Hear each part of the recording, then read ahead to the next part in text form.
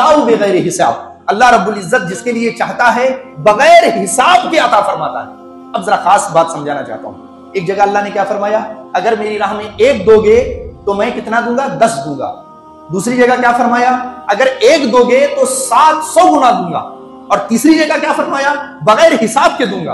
क्या मतलब? उलमा, फुकहा और सूफिया फरमाते हैं इसमें फर्क इंसान की हैसियत का है, उसकी कैपेसिटी का है। मिसाल से बात को समझिए, एक शख्स है, लाखोंपति करोड़पति आदमी है, उसके दरवाजे पर एक शख्स आया, उसने कहा मैं भूखा हूं, मुझे अल्लाह के लिए कुछ दे दो।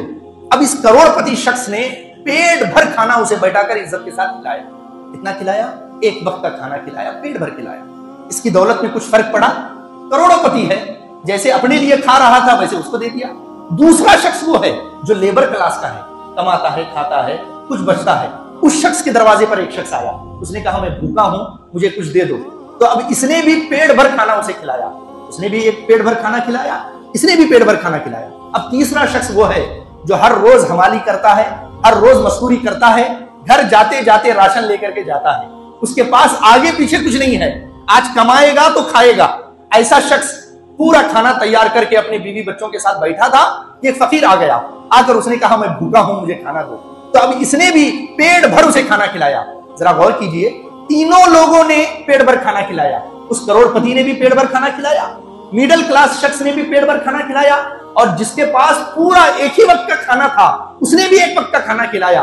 पहले शख्स को अल्लाह 10 गुना देता है, दूसरे शख्स को अल्लाह रब्बुल इज्जत 700 गुना देता है, और जो तीसरा शख्स उसने अपना हिसाब नहीं लगाया बल्कि अल्लाह के नाम पे सब दे दिया, अल्लाह उसे बगैर हिसाब के अता फरमाता है। फिर सूफिया फरमाते हैं जितना गुड़ डालोगे उतना मीठा होगा। यह हैसियत की बात थी। अब खुलूस की बात है, जितना गुड़ डालेंगे उतना मीठा होगा कि नहीं होगा? किसी को अल्लाह 10 गुना देता है, किसी को अल्लाह 700 गुना देता है, और जिसके खुलूस की कोई इंतहा नहीं, फिर उस परवरदिगार के अता की भी कोई इंतहा नहीं। अल्लाह रब्बुल इज्जत बगैर हिसाब के उस बंदे को अता फरमाता है। लेकिन ये हमारा ईमान होना चाहिए, इस पर हमारा यकीन होना चाहिए कि ये सारी दौलत अल्लाह मांग उससे रहा है जो देने वाला खुद अल्लाह है कि नहीं? और मांगा कितना है? 2.5%, यानी 100 रुपए में 2.5 रुपए, 1000 रुपए में कितना? 25 रुपए, और लाख रुपए में कितने रुपए?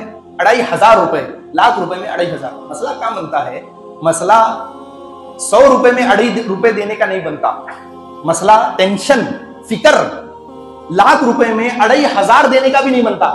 मसला कब खड़ा होता है? जब 1 करोड़ का मालिक इंसान हो जाता है और 1 करोड़ में से 2.5 लाख रुपए जब देने की बात आती है, तब पेट में दर्द शुरू होता है। जबकि बड़ा कुछ नहीं, 2.5% ही हिसाब चल रहा है।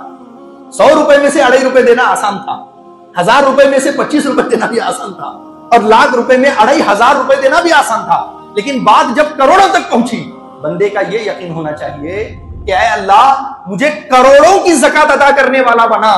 जाहिर सी बात है, करोड़ों की ज़कात आप पे तब फर्ज होगी जब आप अरबोंपति बनेंगे, तब जाकर के आप लाखों करोड़ों की ज़कात निकालने वाले बनेंगे। ये ईमान होना चाहिए, वरना कारून इतनी दौलत रखने वाला